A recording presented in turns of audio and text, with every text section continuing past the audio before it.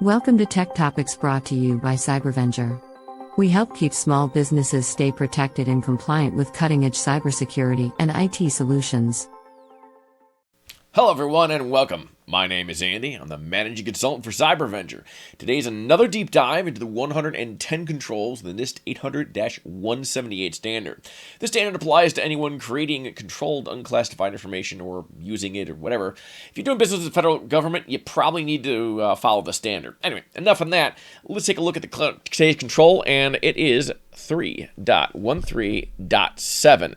It states very simply, prevent remote devices from simultaneously establishing non-remote connections with the organizational systems and communicating via some other connection to the resource in external networks, i.e. split tunneling. Very glad that they threw that IE in there because that's exactly what this is about, is split tunneling.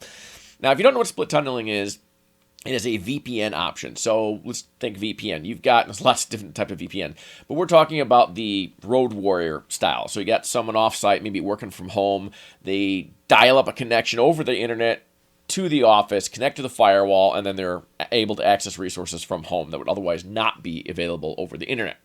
And they do so in an encrypted manner, a secure manner, that kind of thing. Now, what split tunneling does is it allows the user to send their traffic up, down into the network for network traffic that is local to the company. So if you want to catch a file from your file server, it will go over the VPN tunnel. But then you can go check your email directly out your internet connection. The number one reason you want to do this is performance. It could be a big drain of performance to route all your traffic through the tunnel. Imagine if someone's listening to Spotify in the background and you have all your workers are all listening to tunes, on Apple TV or whatever, and it's cooking in the background, or not TV, iTunes. I hope they're not watching TV while they're working, but I digress.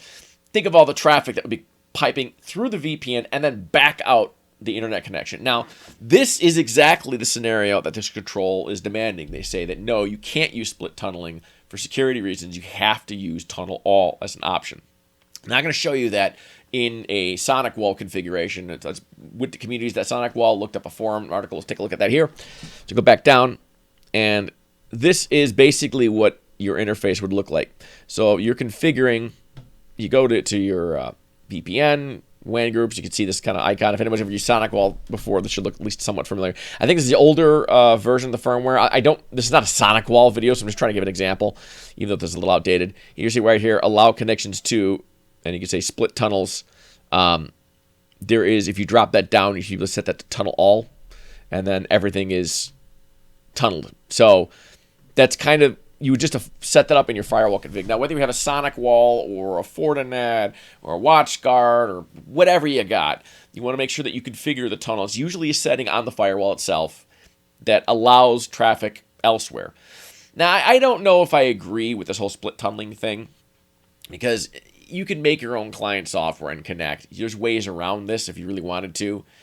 At the client side, I mean, it's hard to force a remote workstation to have a policy of any kind if it's not your asset. So, but I get the point of what they're trying to do. Here's a scenario that they're trying to prevent. So let's say you're at home, you've got your workstation. It is not fully monitored or managed. Maybe it's partially managed by the IT. Maybe it's got antivirus on it and nothing else. But that you're sitting outside the network, and now you've got a tunnel inside the network. Because you're partially outside, an attacker can remote control that machine and use it as a gateway to get in. They can kind of use it as their own remote access server. They can piggyback off your remote. So you essentially have two network adapters. And if the one is out on the normal internet and it gets compromised, now that machine that's compromised has a way in, and that can be daisy-chained. And you can access private information via that compromised workstation. So they're trying to avoid that scenario. So, I mean, I get it. But, I mean, gosh, that's one that really is frustrating from someone who has to support remote VPN. So many folks do exactly this. They do split tunnel. That's kind of the default way people do client VPNs now. But you can't comply with NIST without following the standard. So, like it or not, that's what we all have to do. And it is usually not that difficult to set up. It's usually some variation on telling it what networks to go to, what they can't. And the other thing you have to do is configure your web filtering. So if you have other services like web filtering or malware or anything like that. You got to configure that to scope in the VPN users. You typically would want to have your VPN users in a different IP range, so it's easier to manage them and apply policies that are relevant. So you may have someone do, maybe their phone system, there's a software on the computer remotely, and that's got to go through. Maybe they need different rights in order to do that. So that way you can apply traffic rules for the VPN user to make up the fact that they are no longer able to split tunnel. So that's something to watch out for if you're implementing split tunnel. That's all I got. I want to explain what that is and kind of why they want to do that with the ideas. It's sort of a workaround to your internal controls, and I want to try to cut that loophole out. So that's it, and I hope you will enjoy that, and we'll see us in the next control. Thanks for watching. We hope this video has provided valuable information to you. Be sure to share this video with other small business owners to spread the word about the importance of cybersecurity. As always, don't forget to like and subscribe for more videos like this. If you want more information about cybersecurity, visit us at www.cybervenger.com.